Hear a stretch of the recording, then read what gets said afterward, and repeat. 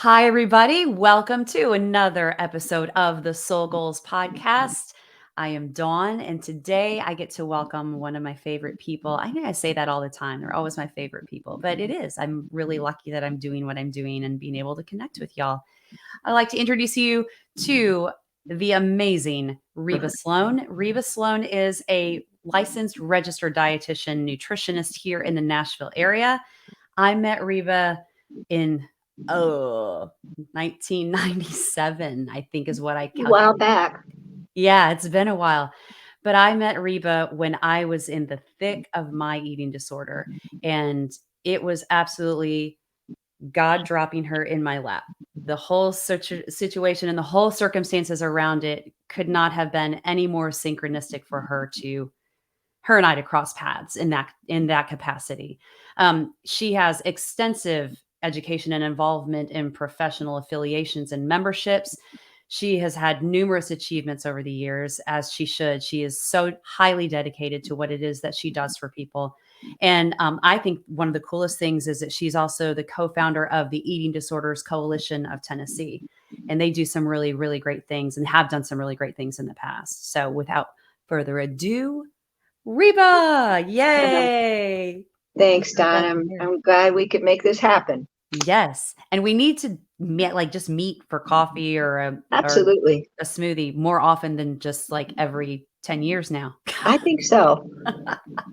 So, when I met Reba, like I said, I was in a pretty low state. I was pretty ugh, in my stuff. I was pretty stuck, right in the middle of my own eating disorder stuff. Ah, God, I remember that day that I walked in your office. It was like, "Oh, I'm just going to go in here and I'm going to have this nutritionist tell me what I need to eat. I'm going to write it down. I'm going to check it off when I eat it. I'm going to be okay. It's going to be good." But that wasn't what I was going to do. However, I remember that meeting, um, sitting and talking with you and just telling you all my stuff, and you could totally see right through me, but you let me go.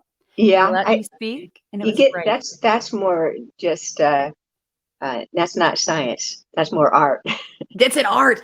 Well, you did it very well, and I wanna tell you the thing that I think Reba has, the gift that she really has other than knowing her stuff really well, is that art of being able to connect with someone and giving them space to explore their stuff, and that's what you did. You let me have my stuff for the first half of the session, and then you approached it from a, "Hey, why don't we consider looking at this?"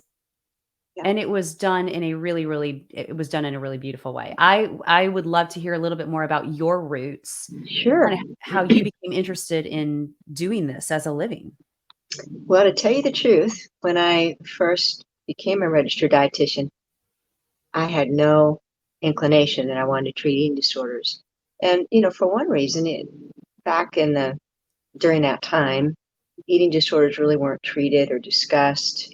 But my history is I had anorexia nervosa in the 1960s, Mhm. and that is how I got interested in becoming a dietitian. And because I knew what a tough cookie I had been, I didn't want to touch eating disorders with a 10-foot pole, but God definitely had different plans. Yeah. So I first became interested in becoming a registered dietitian, like many people. Mhm. They're interested in fitness or nutrition, and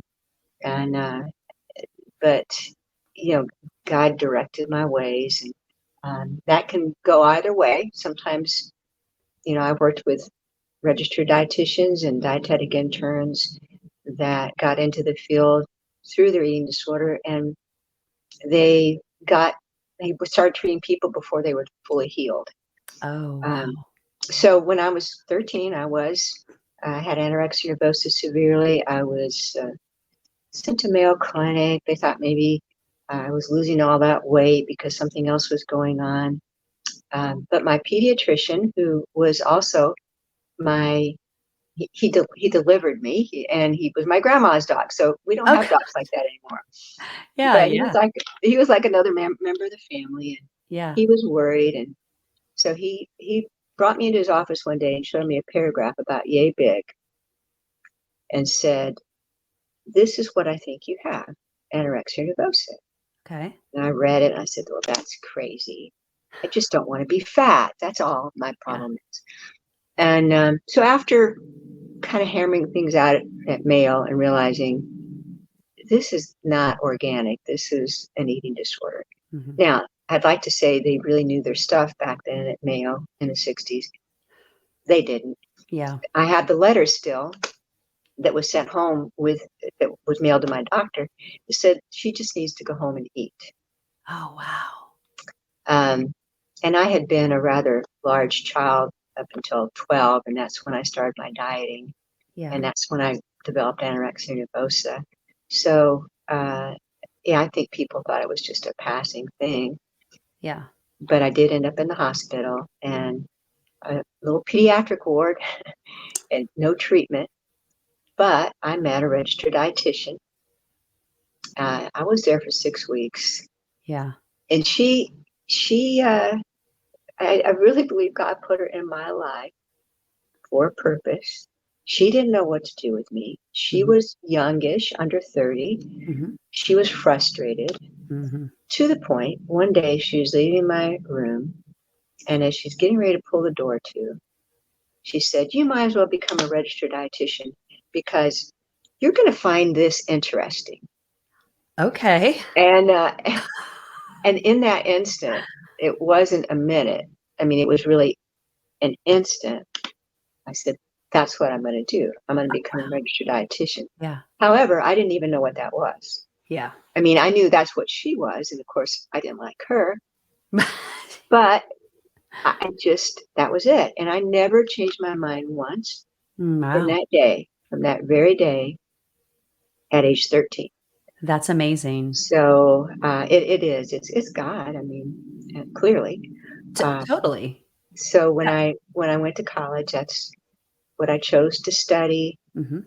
and I would say from age 13 to probably 18, 19ish, I was pretty entrenched.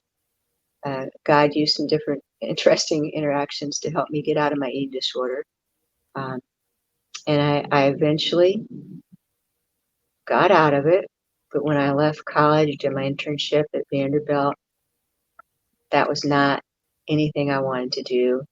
Okay. And some of you probably know that the word bulimia wasn't even used till the 1980s. Oh, So so this that was was in the yeah. late 70s. Yeah. So It's all eating still disorders were there. developing at Yeah. that point. Yeah. Mhm. So, so that's, and then through a series of events, I was contacted by a licensed clinical social worker who was a pioneer here in Nashville in treating eating disorders, probably one of the very first. And she had known somebody told her about me, and Mhm. she said, "Well, you need to treat eating disorders." I said, "I don't want to treat eating disorders." She said, "Well, you've been there, you Yeah. understand the mindset, you need to treat them, and I tell you what, I'll supervise you for free. You Oh, can wow. use my office on Saturdays to start seeing people with eating disorders." At that time, I was um, sort of contracting with Baptist Health and Fitness, and they didn't want anybody with an eating disorder there. Yeah. So she just insisted, and I learned so much from her. And she, for the first, I'd say, 8, 9 years of my practice, just really gently guided me, and then I started getting extra training, went back and got my master's in Mhm. behavioral counseling. And I mean, it's just a beautiful way that God took what was broken in my life, healed me, Mhm. and then put me in a position to help others. Gosh, yeah. I'm incredibly grateful. I understand it was all God, Yeah. and definitely directed back then. Yeah, and especially I think it's really intriguing because especially in a time when there was nothing known about it, and No, you're hospitalized as a 13-year-old for yeah, 6 weeks, you said, just and on a pediatrics ward. They're trying to get me to eat, and of course, you can imagine how far that went. I knew all the tricks, put it that way. Um, Yeah. yeah, it was, and the only reason I finally I said, "What in the world do I have to weigh to get out of this hospital?" Oh, And that was how I got out. I don't know how long they would have kept me in there. yeah, Um, but there was nothing about wanting to be recovered at that point. It was yeah, just, I got to get out of this hospital. yeah, And then things evolved from there. And so yeah. I've been The treating path is disorders for 30 years now. And oh, wow. Well, I know so many people are grateful for that. So many, myself included, obviously. And I just again, I just go back to that whole you talked about the social worker being a pioneer in eating disorders. I would consider you to be a pioneer right well, alongside her. I appreciate that. I definitely was probably the first RD in Nashville treating disorders. Yeah. And there are lots of them out there now, but I Yeah. probably was the first. And like I said, it wasn't by choice. Yeah, I think that's the really interesting part for me and Mhm. how it all unfolded. It was like Yeah, this is your journey. it was my journey, and I didn't have any idea that's the way things were Yeah. going to go. And Yeah. So and let me so go it's back to after you were out of the hospital and you said you were kind of entrenched there during those mhm, teen years. mhm. What happened with support for you? What did you have to go back to doctors? Did they have any idea that because I know you said the one doctor said, "I think this is what's going on with you, but I Yeah, don't know." yeah. Well, he didn't, and he didn't know what to do with me. Yeah. I was sent to a school psychotherapist Okay. who um, who slept through every session, and I will say I was quite delighted. She did, and I remember I sitting across from her, and she had a clock. You know, I was looking at the clock. I'm looking, and I would just watch the clock because she'd fall asleep. And when it had been Reba, 50 minutes, I would just get up, get up and go. walk out to the waiting area and tell my dad, I'm done. He'd say, "Well, how was your session?" I'm like, "Great." Right. Yeah. Oh my gosh. So, what support did I have? Well, my parents did the best they could. Mhm. I have a soft spot in my heart for parents because it's a harsh thing to say, but if your daughter or son was diagnosed, God forbid, with Yeah. something like cancer, at least somebody would tell you, "Hey, this is what you can expect. Here's the protocol. Mhm. Here's the treatment plan." Yeah. And with eating disorders, it's just not that simple. Yeah. So they did the best they could. Um, and God put people in my life. One Yeah. of the well, this is a weird story, but as I was starting my senior year of high school, and remember, I lost my whole high school years, and I was so entrenched. I wasn't interested in anything but getting straight A's, being a perfectionist, Wow. seeing how little I could eat, how it was just, you know, It was awful. So I consuming. was, pardon me? It was just consuming for you. Absolutely. So you lose yourself. Eating disorders are called disorders of self. Mhm. And very often they start during adolescence when you haven't figured out who you are anyway. Oh, that's a great point. Yeah. So yeah, it hijacks your brain. Yeah. So I'm entering my senior year, and I there was a young teacher. Okay, y'all, don't freak. At my high school, he was teaching chemistry, and he asked me out. Now Okay. I have no idea why my parents let me go out with him. No, Okay, but this was 1960 eight or nine, nine. yeah. Wait a Okay. minute. I was getting ready to graduate in '73, so early '70s. Okay. But I mean, it was strictly dating. There's nothing else. Yeah. But he was interested in tennis. He was a tennis coach. He was a musician. He introduced me to classical music. Uh, Interesting sideline. When I met him, he was an agnostic. So Okay. the first curious thing is why my parents would let me date someone who was not a Christian, Yeah. and why would I want to? Yeah. It was God. because God used him in my life. I thought this would be the guy I married. Mhm. My first year of college, I still dated him as before I met my husband, Kevin. Mhm. He became a Christian, and I mean a serious Christian. Mhm. He later went on, married, had a couple kids, but is an elder at his church, does prison ministries. Wow, that's great. And so God puts people in your life for purposes. Sometimes they're completely different purposes than what you might think. Absolutely. But when you look back, you go, okay, I get it now. Yeah. And I'm old enough to have a lot of those aha moments, Ebenezer's, as they talk about in the Old Testament, where you go, I see where God worked there. Mhm. Yeah. So that support, I tell you, because he had a little money. He was a teacher, right? Right. I'd only dated boys in high school. He took me to what I would call fancy restaurants because my folks didn't eat out. And it's kind of like Applebee's for us, Okay. something of that nature. But to Yeah. me, it was like, whoa. Oh, this is amazing. And Yeah. I thought, you know, I don't want to look weird. So it's interesting in coming out of eating disorders, often what contributes to a person's healing is so much more than what the treatment team does. Yeah. Yeah. And I think that's important for people to remember. So it takes a lot of different angles. But I looked out the prison doors and I saw some things in life that looked pretty good. Yeah. But those prison doors had been darkened to Yeah. me. I didn't bother trying to peek through. Yeah. His name's Bob, but God used Bob. And then I met Kevin my second year of college and called Bob and said, I met the guy I'm going to marry. Um, Oh, are you so still friends with Bob? we have stayed in contact, yeah. And it's he's got two grown sons now, grandkids, and Oh, that's great. but it's God had purposes.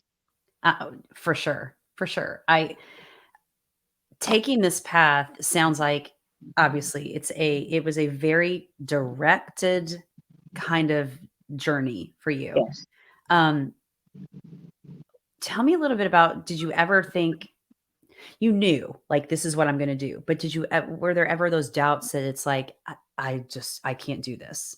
This is hard. you This is know, too much I for me."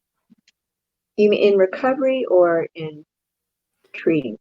In treating people just because of your past or we could go both ways, in recovery as well. I mean, I understand that recovery, how you have points where it's just like, I remember saying, "Is it really worth it?" Yeah. Because this is my comfort zone, and this is what I've known for a handful of years, and this is me because I had let it become my identity, Hmm. consuming, Hmm. and I mean, I struggled with doing what I knew was Right, appropriate for my overall healing and health and wellness. right. But So I think I was telling somebody earlier today, you have to really believe there's something outside the prison doors that would be worth you tolerating discomfort. oh, that's great, yeah.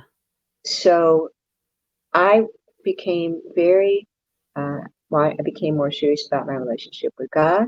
Mhm. I became very determined to get an internship and to get through college, um, and then marrying Kevin has been incredible support. When he met me in college, I would like to tell you I was completely healed, but no one gets out of an eating disorder and that early in your recovery that you don't have some scars and rough spots. Um, so I never once the ball started rolling, I never thought this is not worth it because I started experiencing life and I hadn't had life Yeah. in 4, 5, Since 6 years, yeah, and it put wind in my sails. yeah, With treating disorders, I have to say because I'm passionate about it, um, I just I hear people talk about burnout, and I mhm, think there was a time when I struggled a bit towards the end of me keeping a lease over. in Green Hills and more about just the burden of that rent, and that's why I've Mhm. gone virtual. Mhm. Um, but I love it so much, and I just I mean I'm 68. Uh, Yeah. I should be quote unquote retiring, but Yeah. as long as God has people for me to see, Yeah. I'm going to keep going, and I love, I present still and Yeah. train other professionals, and I'm passionate about that.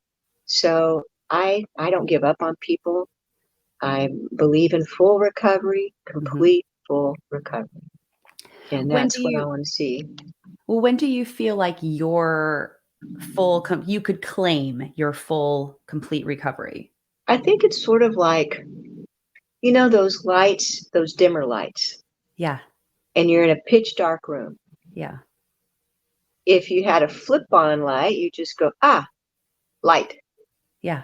The dimmer light, it's a gradual thing. Yeah. So for sure, by the time I got through my internship, there was so much healing in college, and Mhm. um, but there's not an aha moment, I think, where you say I crossed the finish line. Yeah. Whereas, let's say somebody had a broken bone, and you're watching the X-ray, Yeah. and the doctor says, "Wow, look, you know, 8 weeks out or whatever. Look, here we go," and Yeah. you will be able to tell Yeah. when that bone is healed. Mhm. So when people are recovering, I encourage them to think of it as a, long-term journey. And I feel like in our culture, I can't promise people they're going to get to the point where they never, ever, ever have an irrational thought Mhm. about food, eating, not eating, weight, body image. Right. But you get to the point where the thought doesn't control you. Yeah. There's a true difference between being affected by a thought and being controlled. Amen. Yes. So that's the battle's up here. Yeah. It's the tug of war up here. And when your Yeah. truth channel is stronger than your disordered channel, and you can shut it down if it if it wants to spark up, Yeah. then you're in a solid place of recovery. And full recovery takes a lot of things. Learning who you really are, Right. developing your sense of purpose and identity. Right. Sometimes it's likened to delayed adolescence. Yes. So you Yes. have Oh, to go totally. back and go, oh yeah, what was it? What would I be interested in, or what Mhm. are my true beliefs, Mm. my core values? Mhm. What do I really want to develop in my life, my Mhm. character, and so forth? It's I so much more totally. than the body. So sometimes you got to go back Yeah. and pick some stuff up that you might have missed. Yeah, So that, that makes so much sense if I think back on my recovery path about that having to go back and that delayed adolescence. yeah, Because like I know you do treat teenage patients yeah. as well as I mean, I've had it. I had people as young as 8 years old with eating disorders. So I treat all ages. yeah. I think my oldest client's in her mid 70s. Oh, wow. Um, so it can hit. What happens a lot of times is people are not diagnosed if they struggle with their eating disorder in adolescence or even that first year of college or the two bimodal times, Yes. and it's missed. Then they show up coming to see me 40, 50, or 60, and they think they have a new eating disorder. But it's always Mm. been there. Yeah. It's an ember smoldering, and at different times of transition, stress, Mhm. it gets fanned. Yeah.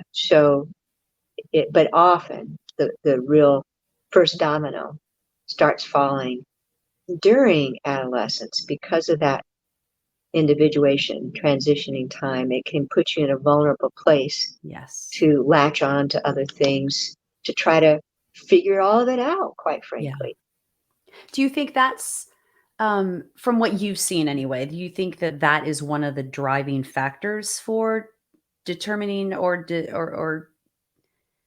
deciding to go down this road of eating disorder? that people Well, make the choice to I do? think there are times you're vulnerable in your life, Mhm. and anytime somebody messes with dietary restriction of any sort, they crack the door. Mm. So, let's say you messed around with a little bit of dieting in adolescence, and uh, the body changes during that time, huge changes in your life. You go from going into junior high and high school. You're trying to pull away from your parents and Yeah. figure yourself out. Yeah. So that's a vulnerable time. And then that first year of college is another huge transitional time. So if you look at research, they'll kind of tap those two age times as times when the root might start. Mhm. But then at any time in your life, if you didn't put the fire out, you have a big change, career change, you start traveling with your job, you get a divorce, it can go through the roof if you Yeah. don't put the fire out at the time. And a lot of people really didn't even have the resources or, the knowledge. Right. And so I see them at 40 or 50, and I'm like, let's go back. Yeah. And a lot of them haven't connected the dots. And then we go back and like, Like, oh, yeah, whoa. I did start doing Weight Watchers with my mother as a teen Yeah. or an adolescent. Mhm. Oh, yeah, I did start agonizing about my body when it started changing, or somebody in my family made a comment about uh, what I'm eating or not eating, or my body changing. And they go, yeah, I get it. But if you'd asked them, did you ever start? I often ask them, when do you think all this started? Oh, last year. And they're 45 or 50. I'm thinking, Yeah, no, there is a much longer time ago. so Yeah. I don't think it was last year. So Yeah. I think that's what's so fascinating about eating disorders. You can talk about diagnoses, but you got to treat the individual, because there are no two people that are the same, even if they're struggling with similar issues. So, Yes. and I use a team approach. I always try to be connected when possible with a therapist and a medical professional, Mhm. because it's challenging. Yeah, and I remember when I was first meeting with you, you were instrumental in helping me get connected to the right team and Yeah, the right, yeah, the whole situation from the internist that I had to see to the yeah. group therapy that I went to the individual therapy that I went to the meetings that I had with you. And yes, I can attest there were times that I did not appreciate my angel Reba because I knew Oh I was going man, to go in there. I've had so many. Well, some of you might have read the book Life Without Ed, and if you read the foreword, you'll find out I treated Jenny way back in the day, Oh, uh, wow. and she Okay. had times when when we see each other, she still apologizes. She's like, for all those times, Reba, that I said I hate you, I'm just so sorry. I really didn't hate it, but you understand that that's not her speaking. No, I'm Like, like, you that's can let go of that. yeah. You were hijacked. Um, Yes. but it's I've had clients throw stuff at me. I Whoa, wait, I, throw stuff at I you? I've had teenagers, like, nothing that will hurt me, Right, but but just like like throw papers at me, or okay. I'll hand them something to read. Yeah. And you're like, "Take that back." So I'll just say, well, let's just go out and visit with your mom a second.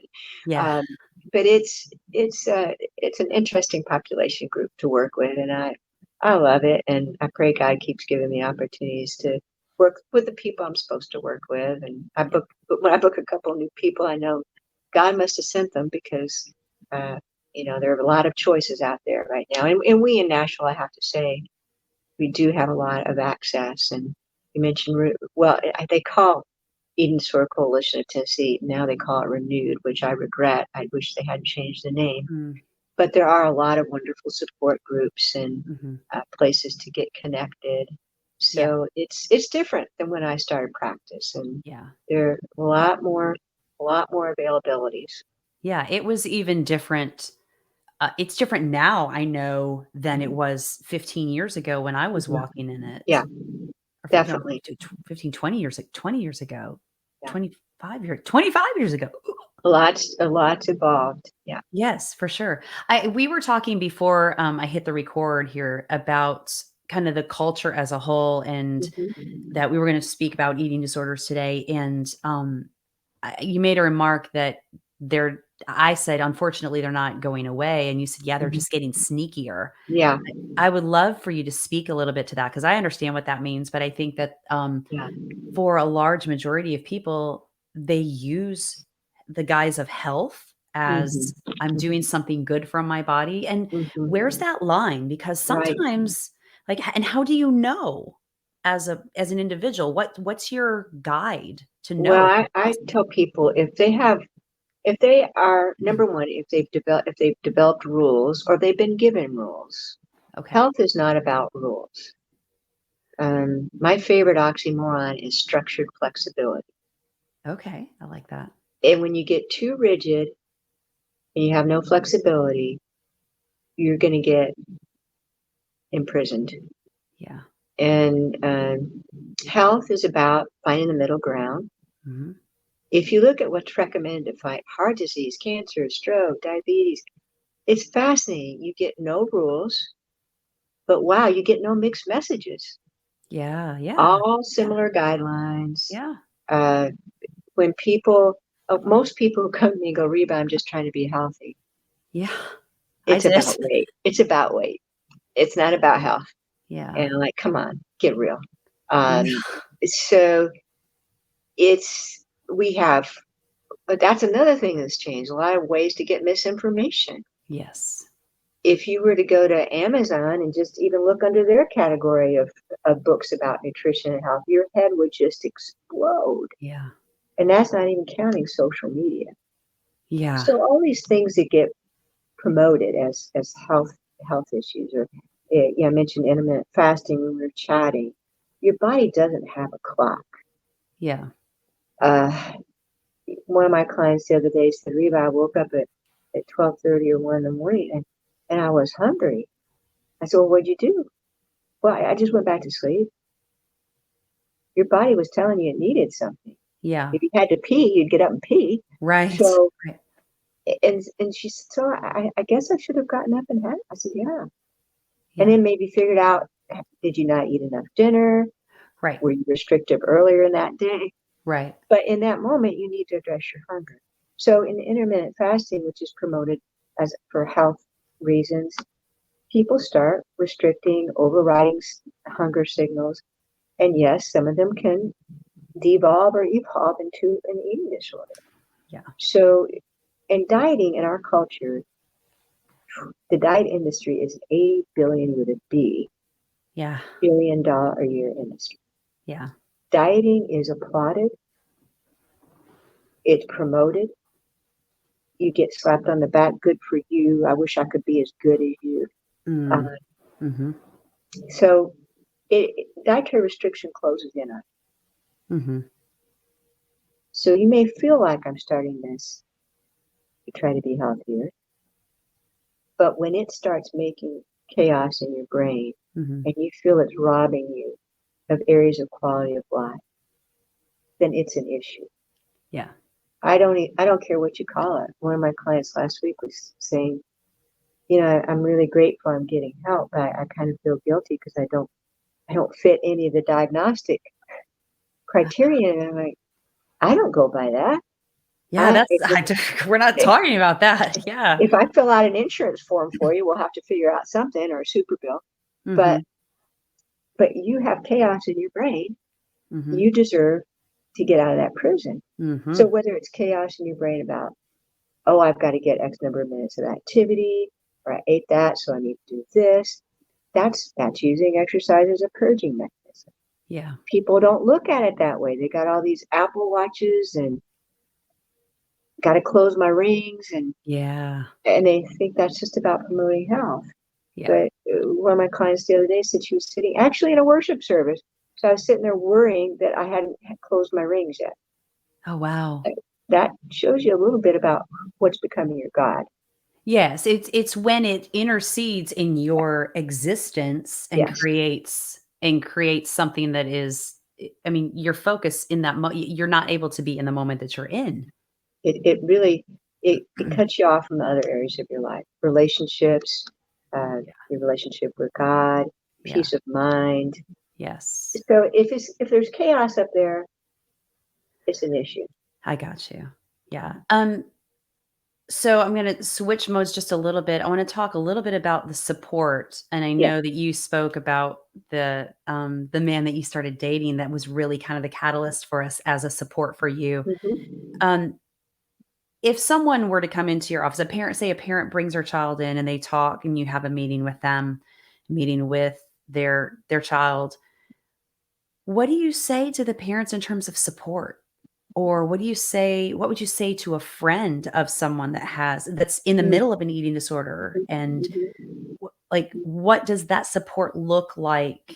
Is it, I mean, obviously, it shouldn't be like, "Oh, they got enough of that going on upstairs," Right. but what do It's you counsel? non-judgmental.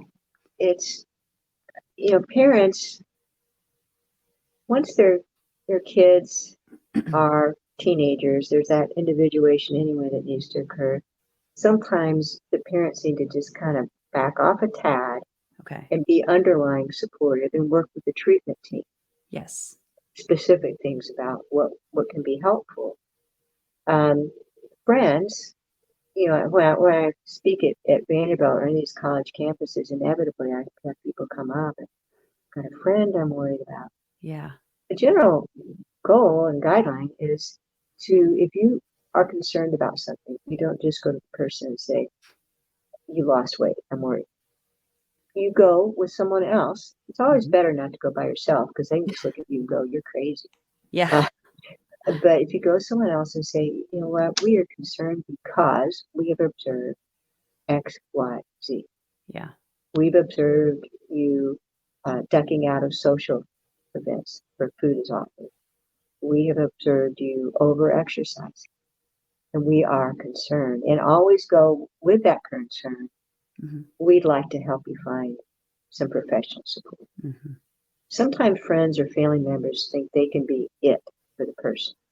Now, I didn't have much choice, Yeah. but now there are plenty of ways to get help. There are a lot of wonderful virtual support groups, even. Yeah. Um, so I think being non-judgmental, Okay. being specific about what you are worried about, not necessarily weight related, unless you know they're in dangerously low body weight, then you need to make sure they see a medical professional. Mhm. But it's got to be more than just you look thinner or you look bigger. Yeah. Yeah. It's got to be, binge eating is restriction breeds binging. So a lot of people who Yeah. start out with restriction will go into the compulsion. Yeah. That's So what I did. yeah, I well, was restricted, restricting, and then I gained some weight, and everybody stopped bothering me, yeah, and I was like, "Okay, that's the sneaky. I got yeah. it figured out." No. It's so much more than the weight thing. So if you Yeah. just make your concern about weight, you're kind of giving them a pass that they can just make it about weight. Sure. Sure. So it's about thoughts, or I hear you talking so much these days about how fat you think you are. That Mhm. concerns Okay. me. I hear you saying you couldn't believe you ate that because it made you feel guilty or shame. Mhm. Food is not a moral or an ethical issue. Yeah. So very often what you'll hear that will spark a concern, you'll hear it first before you observe their actions. Okay. So if you hear them ruminating more about this or that, or I got to go run, those are things to bring up in a Yeah. non-judgmental way. These are what things we've observed. Yeah. Yeah, I remember I was working in Branson, Missouri on a show, and I had a coworker on the show that was concerned about me. No one had said anything. She was walking me to my car one night, like we always do, and the most non-judgmental comment was made, and I was like, part of me sank and was like, "Oh, shoot, I'm caught." Yeah. And the other part was like, "Oh, thank God I'm caught." Yes, exactly. Yeah. I think that's you nailed it. That's the way people are going to feel. And Yeah, they may react in a harsh way. Like, I can't believe you're saying, yeah, let it simmer. okay, You put it out there and then you back off and like I said, be willing to offer them specific. I know you can reach out to Renewed or mhm, I'd be glad. I always do discovery calls. So if people call me and I'm not a good fit, or if they just want a therapist recommendation, yeah, I'm always glad to be a resource. Um, Awesome. so, and I'm grateful that I still can be. Yeah, and the community, you meet Reba, and my hope is everybody that watches this will understand just what a blessing you are to it, because Well, thank you you. are doing this for purpose, you're doing this for reason, and you're still doing it at 68 young years, yeah, because you're Well, very youthful. I think it's well, thank you. Thank keeping you. you young, right? One of your prompt questions was what your style is, and I decided I'd wear it Southwest. Uh, Okay. I love it. Well, so I it's a appreciate good look for you. well, Yeah. I appreciate it, and Oh, I appreciate you having me. And yeah. I really I hope that this information reaches the right people, and I hope people will share your podcast Yeah. with others so that they'll know, and not just my show, but that Yeah. you are you're trying to reach out and support people, and I think that's wonderful. Yeah, well, thank you. I do wanna ask you a couple other quick things. I Yeah, do know you've talked about challenges in yeah. for yourself personally, um, but what's been the biggest blessing for you out of this career? Seeing people become well, Okay. seeing people arrive to a place where they can fulfill the purposes God has for them on this earth. Mhm. Um, I love it, and I love it. You know, some of my clients I'll hear from 10, 15, 20 years later. I love hearing from people I worked with them when they were 15 Yeah. and seeing what their life's like now. And that it just can't be beat. Yeah. Uh, there's not any amount of money that could be worth more than seeing people arrive to the point where they can full, be about what they're supposed to be about. Yes. Yes, absolutely. 100% agree with you there. Um, okay, so you started out the style thing. I just to wrap it up because I know a lot of times on these podcasts we get kind of heavy with the info and it gets to be a little bit deep. So I always love to show the personality of my guest by asking some of those rapid fire questions. So Yeah, yeah, your style in one word you said was Southwest. Southwest. Yep. Yes, I'll take that. Have you like you have a favorite place you like to go? Have you vacationed Santa in Fe, South? New Mexico. Okay. Santa Fe, New Mexico. That's where I got this shirt. Okay. There you go. How I'm an often do ad you for Santa Fe, New Mexico. That's perfect. How often do you get there? I, probably about every 2 to 3 years. Okay, that's I have a nice. travel buddy that she introduced me to Santa Fe.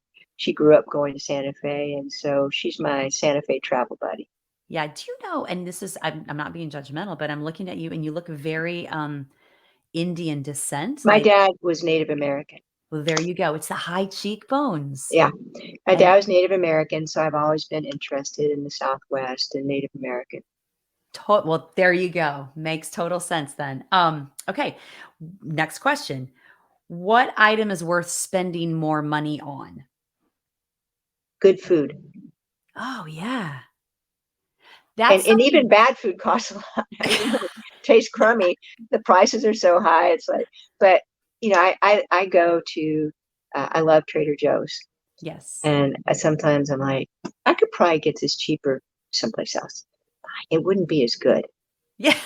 So I understand. And you know what? I want to say thanks to you and my recovery. I really, I'm the same way. I really enjoy sitting down at a nice restaurant. I don't do it all the time, but just really like I'm going to order an appetizer because it's gorgeous and I'm going yes, to savor the bites that I take. And I'm going to order this entree that is just heavenly and yes, I'm going to enjoy it. I'm going to yes. sit and enjoy it. So yeah, perfect. What dish do you cook the best? Mexican casserole, Okay, what's but in I it? never make it the same each time. So there's an issue. If it turns out incredible, I'm like, sorry, Kev, you won't have that again. We Uh, don't get that again. Yeah. My husband makes tofu and rice for us, oh and yeah, sounds good. oh, we love it. It's like a pan he has a whole thing, and, like, me or my daughters are the sous chefs Yeah, sometimes when he allows that to happen, but it's a process, and he never writes it down, and he's just throwing this in, stirring it, tasting it, Yeah, Ne never the same, but that's a it's true cook there. Yeah, he should do that more often. I'm gonna tell him, "Pat, if you're watching this," which I know you will, "tofu and dinner tonight, rice dinner tonight. next week." Yeah, I tell you, I don't I tell people I don't really cook, I assemble. Um, Okay. so when I'm gonna cook, this Mexican casserole I put together, I can, like, make a bigger batch and freeze part of it, and so, like, if I'm gonna cook enough for multiple nights and Yes. freezer and Well, that's your food prep then, yeah, and yeah. it's also not wasting food too. No, no, I that's anytime I'm gonna be extensive, it's gonna last for a few days. I'm gonna make it work. Okay, so next question, are you more cautious or are you more bold? Cautious, Really? cautious. Yes, Really? yes. Elaborate. Why do you think you're Well, ca like, is if I had a ladder here and I was gonna try to get up and change that light bulb, which, by the way, I'm sorry, the fan, I've tried to get it out of the picture. I know spinning fans are not good to look at. you're Um, good. but I wouldn't scamper up that ladder, no. I would, like, get Really? on the 1st rung, shake it really hard, then go up to the 2nd, shake it really hard. Yeah, I'm cautious. Oh, how funny. I would say the difference because I know you as a very direct, I can be bold and direct in certain ways, but but I'm not in overall kinda okay, kinda okay, cautious. alright. And last one, this is a fun one. Cannonball into the pool or dip a toe in first? Dip the toe. It's the cautious. Ab absolutely dip the toe, and then maybe to the ankle, Okay. and then just kinda ease on in. Okay. The cannonballs for after you get used to the water. This is true. I got it. I got you. Alright, Reba, I so appreciate you taking such valuable time in your day to speak with me and to be You're so welcome. candid, vulnerable, and open with all the information that you shared. It's I think telling your story is a healing thing for so many people, and it also heals you on a certain level as well every Yeah. time you get to tell it. So, Well, I get reminded of how I got out of that prison, and, you never get beyond being grateful, as I'm sure you realize. It's yeah. you never take it for granted. You don't when you've recovered, you don't take it for granted. You're just No, you grateful every little thing. You're like, "Wow, I couldn't have done that, decades ago." E yeah. e even to Yeah. this day. Yeah, it's definitely you've had a really wonderful career of being able to look back and go, Yeah, "I understand," and that's a gift. yeah. I'm grateful. I'm Yeah. incredibly grateful. Well, I'm grateful for you. Thanks, you I too, Don. We'll have to get coffee or something soon, okay? I am on that for sure. I hope Alright. you have a wonderful evening. Say hello to Kevin Thanks. for me Will do. and have I a I great I I I will have to cook dinner, so now it's Mexican casserole time. there we go. Well, have a Alright. wonderful dinner. Have a You wonderful rest too. of your week. Thank Thanks, you. Reva. Bye-bye. Bye.